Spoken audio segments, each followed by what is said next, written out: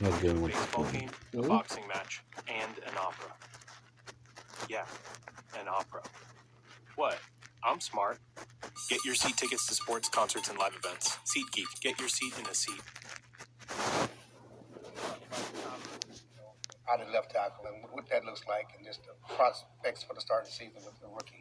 Yeah, obviously, just optimistic in a guy that played tackle in college. You know, he came in and has been getting guard reps throughout training camp, but will quickly move over and make that transition. Already has in these practices, and just when you meet Tyler, you just hang around Tyler. You see the competitor, the fighter, just the football player in him, that grit. And that's what I expect to come out. I expect him to be prepared, and the coaches and everybody get him ready, get him prepared, myself as well as the rest of the offensive line and the team and his confidence. And as I said, a week ago, I mean, I was in this position 7 years ago. So if there's anybody that's supporting the next man up and about that mentality, it's me. So I'm here to support him and give him the most confidence that he needs. What do you remember most about that very first start as a rookie?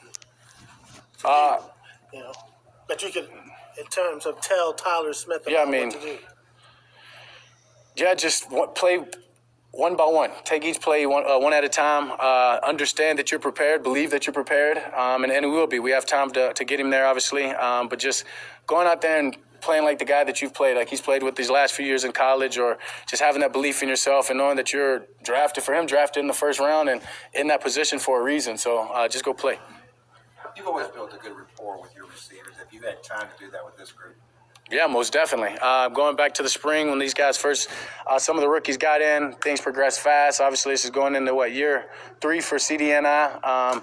MG, when he gets back going, I mean, the rapport, that chemistry amongst our guys, amongst themselves, honestly, amongst that group alone, is as great as it's ever been. And that just allows for great accountability, great camaraderie, and just hold each other to high standards and our expectations, whether it be practice, the game, or at any point. You guys too?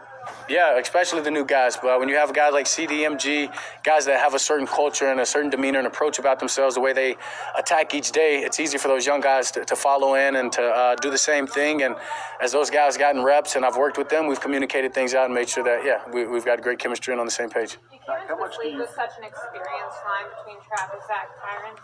With such a younger line, how have you learned?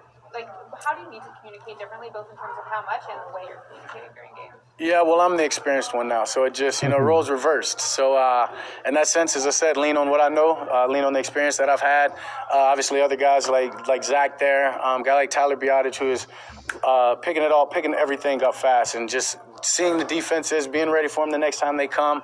We'll be fine and just making sure that we're all on the same page. And if we're on the same page, it really doesn't matter what they throw at us. How does it change the offensive approach having someone who's never started a game versus a guy who's an 8-time Pro Bowler?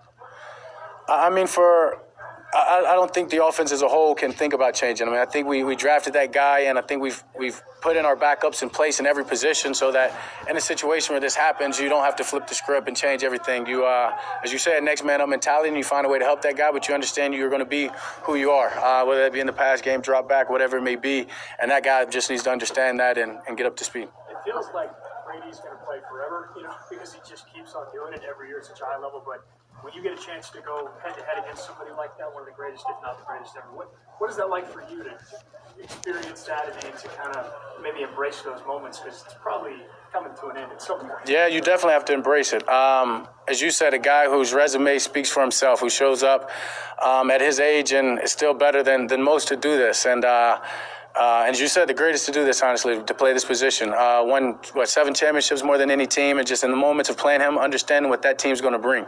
With him as the leader and him on the other side, knowing whether it be defense, special teams, whatever it may be, they're going to come for a fight all 4 quarters, and same with this group. So just ready for that matchup. In the recent Derek Jeter documentary, Same here. you talked about being a Yankee shortstop, and you get so many times when you're in the spotlight and everybody's looking at you, and you're playing so many big games.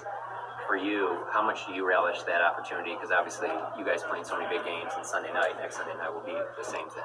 Yeah, it's awesome. I've said over and over, pressure is a privilege, and I think playing in as many primetime or national games as we do, it just allows those expectations and standards that everybody have, not only for myself, to just always be heightened. And when you're playing on national TV each game, you're as good as your last game, and that's a saying that I always say, whether it be in the house in Domino's or whether it be a play on the football field or in a game. game. So having that around me just makes me really lock into who I am, what I need to do, what we need to do as a team, and focus game in and game out and taking it one at a time.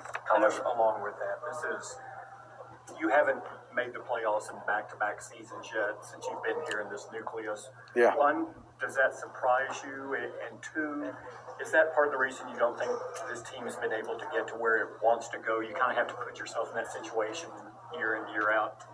Yeah, it's definitely time for us to go back-to-back and win in this division, get into the playoffs, things that you said hadn't been done in my career and hadn't been done here in a long time. And, yeah, that's how you make those steps. You've got to you got to compile good years on top of good years to make those runs, to give yourself a good chance. And we've got a good team. We've got a great team, great coaching, great organization. So now it's time to not have any lapse, be better than we were last year and take a next step on top of last year. How much do you feel that onus to lift this franchise to that playoff breakthrough that it's been so long since they've had? Yeah, I mean, I'll say it over and over. Anytime you sign up to play this position, you need to know what comes with it. And being the quarterback of this team, I understand my obligation and my responsibilities. And if that's to lift other guys up, to help where I have to, I'm going to do that. And there's something I take a lot of pride in. I cherish the times that I can do that and get to do that. And for me, it's just about going out there and being me and not trying to do too much. You've been around Noah Brown for a while. Yeah. Now, what about the way that he goes about his job and his process has made him earn your trust? Noah's earned my trust from day one, and it's only gotten greater and greater. You want to find a guy who's the epitome of being a professional. It's Noah Brown on and off the field. The way that he carries himself, the way that he approaches, the way he shows up each and every day.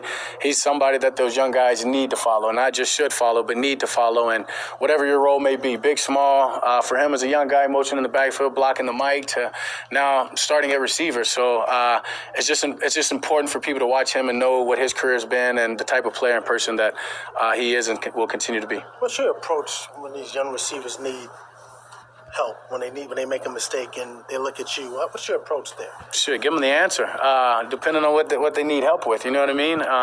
If it's their confidence, obviously I'll see that in their body language and to know to pick that up and pick them up, remind them of the good play or the good plays that they made. And if it's a route or something in the scheme, make sure that they know it. And the next time I see them, I'm going to quiz them on it again. So it's just about making sure that they understand they can ask me and they can come to me with whatever it is that may be holding them back. Aaron Rodgers cussed out his young guys and then end up kind of apologizing. Would that be in your repertoire if needed to cuss out a young guy?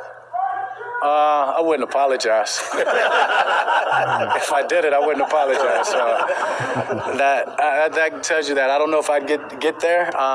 And as you get older, you don't take many things for granted. So I understand, where he is, where he was probably, but.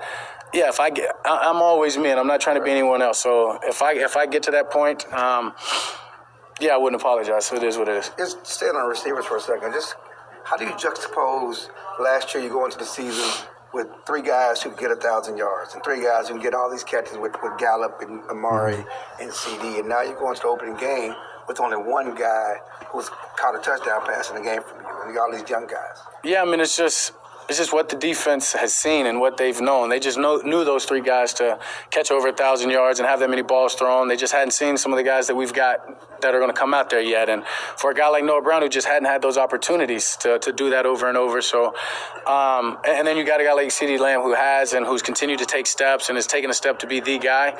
I'm not worried about it all. I'm confident as hell and excited about the group that we have and anything that we're going into. You obviously get from last year's game. Watching. Yeah, sure. Everything. I mean, they've returned pretty much majority, except a couple of the D linemen, obviously, but expect the obviously Todd Bowles calling the plays to be the same. The defense, those two linebackers leading the charge, running around, playing fast, disguises.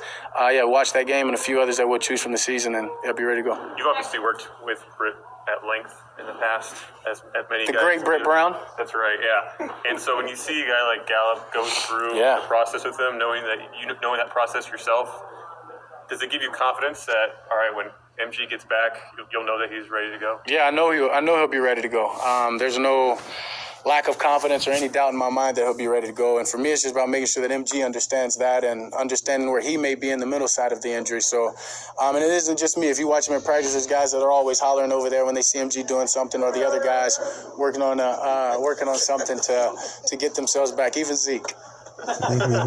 Just going back to pressure is privilege. Yeah. Why do you like having the pressure on you? I believe high expectations create higher results. And so I feel like I'm my biggest critic. I'm tough on myself. I'm always going to hold myself to extreme, super high expectations, higher than I think anyone else can. But when you feel other people have those expectations for you as well, it's fun. It's fun. I mean, that at that point, what you believe in yourself, other people believe in it too. And you just want to continue to improve and be the best you can. Do you feel like you've ever had this much privilege? Oh, it's a good one. I like how you put that. Maybe in times, but where we are right now, it's all excitement. It is. It's truly a privilege to be the quarterback of this team, to be a leader of these guys, offense, defense, this coaching staff that we have.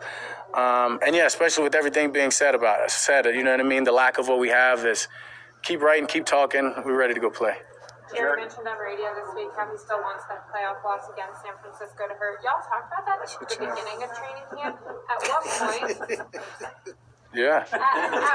He also said they don't want to dwell on it either, but it's just Jared. Same. At what point to transition from let's motivate it, but also we like. Yeah, I mean, I've moved on, and that's all it is right now is motivation. If when you brought it up, I said shit. Yeah, sorry. I mean, you know what I mean. And you bring it up, the blood boils, and yeah, but there's nothing you can do about that except move forward and be the absolute best that you can, day in and day out, and prepare and worry about all the small things and things that ended up hurting us in that game, making sure that we're dialed into them now and moving forward all the way throughout the season. There's a lot of young guys on this team. What do you like about sort of the youth movement that's being built here? Yeah, I love the youth. I just think about when I was a young player and just understanding the excitement, the confidence that they can have, and a little bit of that naiveness. Just think that some of those young guys thinking that they're the best to do it, and I want to make sure that they believe that and think that. And so we have a great mix of young guys with enough veteran guys that this is a great chemistry, best locker room that I've been a part of, and it's exciting. Thank you, guys.